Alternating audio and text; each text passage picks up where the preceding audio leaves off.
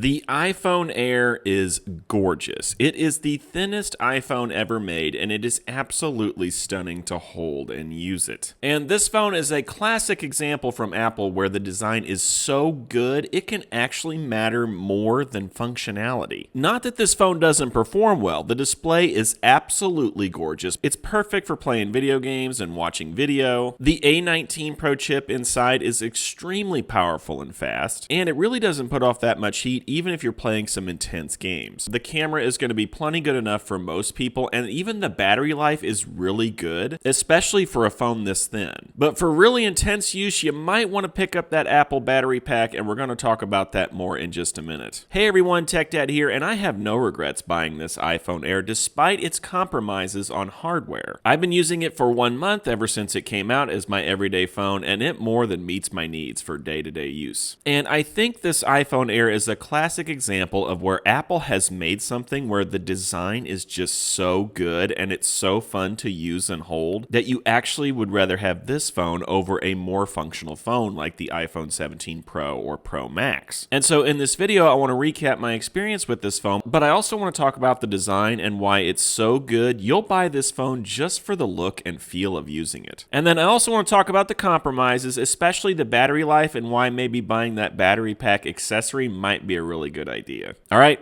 let's get into it. All right, so let's talk about this first issue of how design actually manages to beat functionality. But before we can talk about this, we really need to understand Apple's strategy and what they've done for years and years. We need to talk about why they would even make a phone like this and why they would think it would be successful if they're going to gut the hardware. So Apple has always had this strategy where they will gut functionality to make something more beautiful, lighter, more portable, and just better looking. This is not a new thing from Apple. So when I used to manage an Apple store, I remember when we had the MacBook Pros, and a MacBook Pro came out and they were starting to gut the ports and other functions of that computer. So for example, they took out the VGA port and they took out the disk drive, which back then was a really big deal. So you couldn't play DVDs or CDs. You couldn't burn CDs anymore. A lot of people thought that was a huge dip in functionality for the MacBook Pro. And the weird thing was PCs would still have them. So a lot of people argued that PCs were way more functional than a MacBook. It had all the hardware in it. It had a bazillion ports. It had the CD drive. But PCs were big and bulky and ugly. And for a lot of people back then, they would buy a MacBook because the design beat the functionality. They didn't care that it didn't have a CD drive or a VGA port. They loved how beautiful and light the MacBook was, how it just looked great, and PCs are just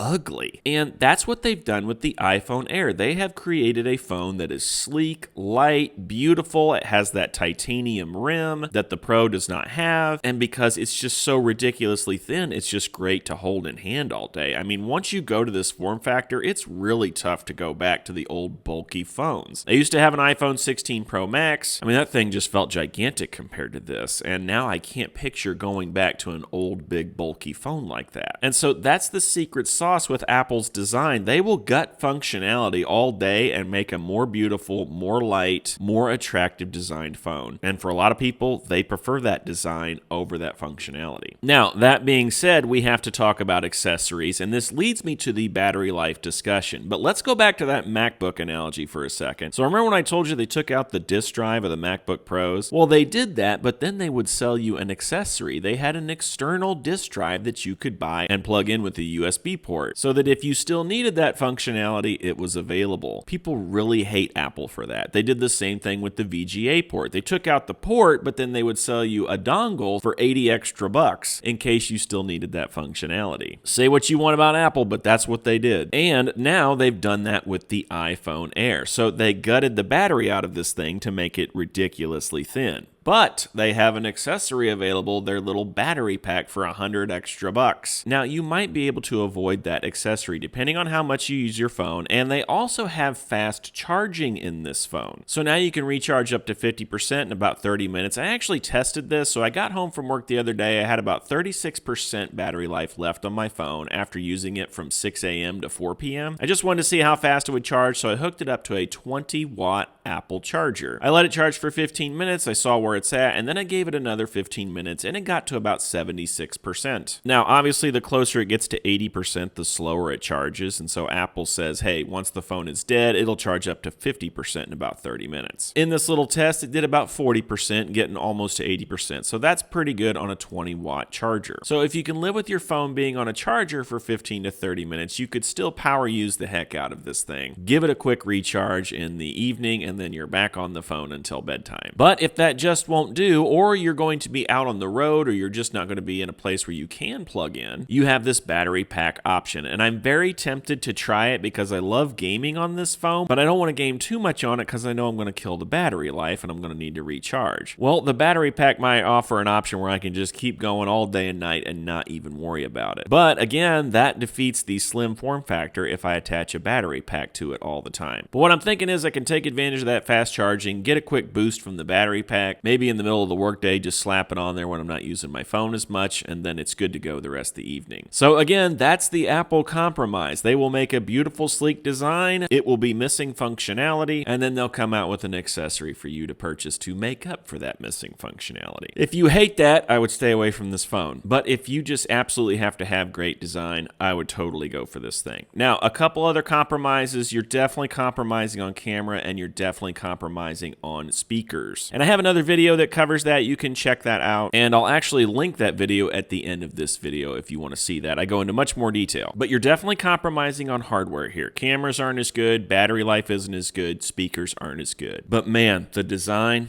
tough to beat, and once you get hooked on it, I can't see myself going backwards. Okay, so that's my 1-month review. I love this phone. I don't regret buying this phone and using it every day. I've even seen some people on my channel comment and say they took back their 17 Pro or Pro Max and got the Air. Definitely go into an Apple store or Best Buy or somewhere and try this phone out. Give it a feel before you purchase. But if you're not a heavy camera user and you don't use your phone super intense all day, you're not going to worry about the compromises in this phone, but you're going to love the design. Let me know what you think of the iPhone Air. Leave a comment below. That's all I got for you. If you like this sort of content, please like and subscribe, and we'll see you next time.